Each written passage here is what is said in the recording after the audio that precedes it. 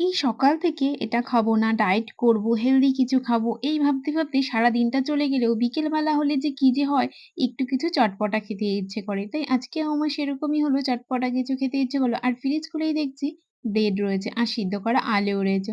Bread আর আলু দেখে অমনি মাথার মধ্যে ঢুকে গেল যে চলো ব্রেড পকোড়া বানানো যাক। এইভাবে সারাদিন বেঁচে তারপরে কি তোমরা বিকেলবেলা হলে আমার মতো এভাবে করে এদিকে দেখো কথা বলতে, বলতে আলুটাও মেখে নিয়েছি আর একটু ভাজা মসলা করে নিয়েছিলাম।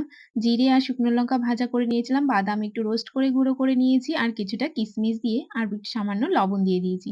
দিয়ে ভালো করে আলুটা মেখে নিয়েছি। এবার ব্রেডের সাইডগুলো দেখো এভাবে বাদ দিয়ে এভাবে ব্রেডটা কেটে নিয়েছি। এবার এক পিঠে এভাবে আলুটা দিয়ে দিচ্ছি, আলুর পুর এভাবে দিয়ে আরেকটা ব্রেড দিয়ে এভাবে চেপে দিচ্ছি। ব্যাস এভাবে সবকটা ব্রেড রেডি করে নিলাম। সুন্দরভাবে ব্রেডগুলো রেডি হয়ে গেছে দেখো। এভাবে কিন্তু তোমরা তেলের মধ্যে হালকা করে একটু সামান্য তেলে সেঁকেও খেতে পারো, দারুণ লাগবে খেতে। কিন্তু আমি যেহেতু ভেবেছি ব্রেড পকোড়া বানাবো সেভাবেই বানাচ্ছি। এদিকে দেখো বেসন নিয়ে নিয়েছি ১ বাটি।